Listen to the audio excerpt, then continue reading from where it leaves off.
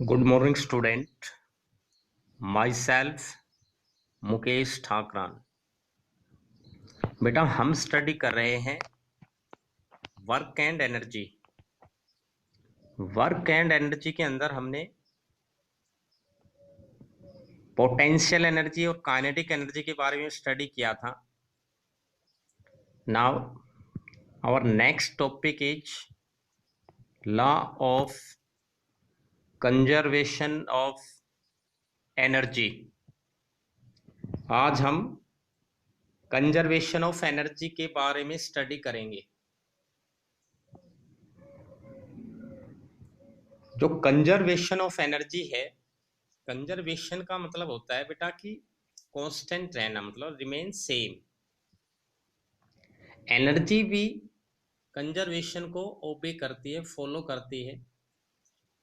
Energy को हम एक फॉर्म से दूसरी फॉर्म में कन्वर्टेबल है, बट ना तो हम एनर्जी को क्रिएट कर सकते हैं ना डिस्ट्रॉय कर सकते हैं। केवल एक फॉर्म से दूसरी फॉर्म में कन्वर्टेबल है ये। तो देखिए law of conservation of energy क्या कहता है।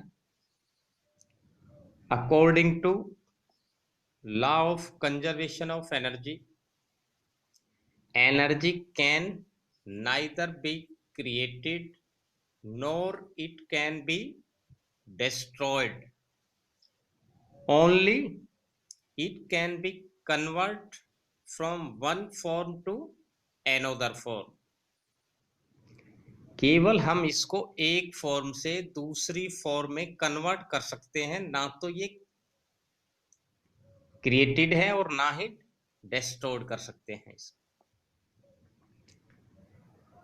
जो लॉ ऑफ कंजर्वेशन है वो एनर्जी का हम एक्सप्लेन कर सकते हैं by taking a simple example. To explain law of conservation of energy, let we consider an object of mass m is freely fall from a height h। To explain the conservation of energy, we take an object of mass m। कोई भी object लिया हमने, मास जिसका m हो, और इसको हमने किसी हाइट से फ्रीली फॉल किया। यहां से h हाइट के बराबर ये पहले रखा था और इसको यहां से हमने फ्रीली नीचे गिरा दिया ग्राउंड पे। ये ग्राउंड है आप, तो जो इसकी टॉप पोजीशन है उसको हमने रिप्रेजेंट किया है a से, और जो ग्राउंड पर इसकी पोजीशन है उसको हमने रिप्रेजेंट किया c से, और इसका जो डिस्टेंस है ग्राउंड से वो कितना है h। अब देखो कैसे इसमें कंजर्वेशन ऑफ एनर्जी ओबे हो रहा है। जो टोटल एनर्जी ए पॉइंट पर है वही इसकी एनर्जी सी पॉइंट पर भी है। देखिए you already seen in figure। now we first take the point A, its potential energy equals to mgh। m इसका मास है, g acceleration due to gravity, और h इसकी हाइट है। तो किसी भी हाइट पर जो इसकी पोजीशन है उसके कारण से इसकी पोटेंशियल एनर्जी प्रोसेस करेगा ये। तो h हाइट पर किसी बॉडी की पोटेंशियल एनर्जी क्या होती है, mgh। You have already learn it, आप इसको पहले पढ़ चुके हैं बेटा पोटेंशियल एनर्जी में, ऐसा ही डायग्राम था। अब देखो it's kinetic energy at point A zero. इस पॉइंट पर इसकी काइनेटिक एनर्जी जीरो है। क्यों? क्योंकि इसकी इनिशियल वेलोसिटी जीरो है, u इक्वल्स टू जीरो है। You must remember two things, आपने दो चीजें याद रखनी है। एक तो कि जब भी कोई चीज, कोई भी बॉडी किसी भी हाइट से नीचे गिराई जाती है तो उसकी इनिशियल वेलोसिटी जीरो होती है, और जब भी कोई चीज नीचे से ऊपर की तरफ फेंकते हैं तो उसकी फाइनल वेलोसिटी जीरो होती है। ये कंसेप्ट आपको बहुत ज्यादा काम में आएगा। मोशन में भी आपने मोशन पढ़ा था फर्स्ट चैप्टर, उसके अंदर भी जो प्रॉब्लम्स है न्यूमेरिकल प्रॉब्लम्स, उनमें बहुत ज्यादा यूज होगा इक्वेशंस में। ये जो हम यूनिफॉर्म मोशन की इक्वेशन स्टडी करते हैं उनके बेस्ड न्यूमेरिकल में, और यहाँ भी ये आपको ध्यान रखना है। अगर टॉप से नीचे आ रही कोई ऑब्जेक्ट तो उसकी इनिशियल वेलोसिटी जीरो, और नीचे से ऊपर फेंक रहे हैं तो फाइनल वेलोसिटी जीरो होगी, क्योंकि एक टाइम पे जाके वो रुक जाती है, रेस्ट में आती है, फिर नीचे गिरती है दोबारा। तो यहाँ पे काइनेटिक एनर्जी जीरो है, समझ गए, क्योंकि इनिशियल वेलोसिटी जीरो है। अब टोटल एनर्जी क्या होगी ए पर, mgh, ठीक है, प्लस जीरो यानी कि mgh। अब देखिए सी पॉइंट पर लेते हैं हम। Now at point C potential energy equal to zero. क्यों? क्योंकि जब ये सी पर आ गया तो इसकी हाइट क्या हो गई, यहां से यहां तक जीरो हो गई। जब ये ग्राउंड पे आ गई तो कोई हाइट बची ही नहीं, तो ग्राउंड पे इसकी हाइट क्या है, जीरो है। इसलिए सी पर, सी पॉइंट पर पोटेंशियल एनर्जी जीरो है। और काइनेटिक एनर्जी क्या होगी इसकी, अगर v में इसकी फाइनल वेलोसिटी मान लूं, तो काइनेटिक एनर्जी जब ये सी पर आएगी तो क्या हो जाएगी, half M V square.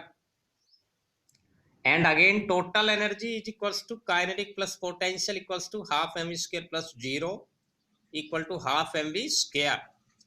But we know, इसमें भी देखिए हम इक्वेशन का यूज कर रहे हैं v की वैल्यू डिटरमाइन करने के लिए। थर्ड इक्वेशन हमने यूज की v square minus U square equal to 2as। A यहाँ पर क्या होगा, g के बराबर, क्योंकि फ्री फॉल के केस में जो ग्रेविटी से कोई बॉडी मूव करती है, h क्या होती है, डिस्टेंस के बराबर। जब कोई चीज ऊपर से नीचे गिराते हैं तो h क्या है, उसकी हाइट डिस्टेंस को बराबर होती है। तो v स्क्वायर बेटा क्या आ गया, यू तो जीरो था, 2gh आ गया।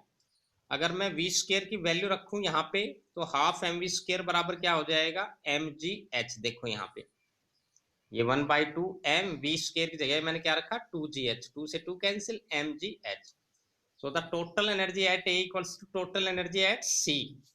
It means at all other points total energy remains same, means that its potential energy decrease and kinetic energy increase। जब भी कोई बॉडी टॉप से नीचे आती है तो उसकी पोटेंशियल एनर्जी कम होती जाएगी, क्योंकि हाइट कम हो रही है, और काइनेटिक एनर्जी इंक्रीज होती जाएगी। जब बिल्कुल ग्राउंड पर पहुंच जाएगी ये, तो इसकी काइनेटिक एनर्जी मैक्सिमम हो जाएगी और पोटेंशियल जीरो हो गई। देखिए यहाँ पे ए पॉइंट पर पोटेंशियल मैक्सिमम थी, mgh थी, सी पॉइंट पर काइनेटिक एनर्जी मैक्सिमम हो गई। एनर्जी कन्वर्टेबल है, कन्वर्ट हो रही है एक फॉर्म से दूसरी में, लेकिन जो टोटल एनर्जी है वो सेम है, mgh यहां भी थी। और तो इससे we can prove that the conservation of energy is hold good in all form of energy. सभी एनर्जी की फॉर्म के लिए जो कंजर्वेशन ऑफ एनर्जी है वो सही है, और इसको हम कहते हैं law of conservation of energy. तो ये था आज का हमारा टॉपिक्स। आप इसको लर्न और राइट करेंगे। Thank you, have a good day.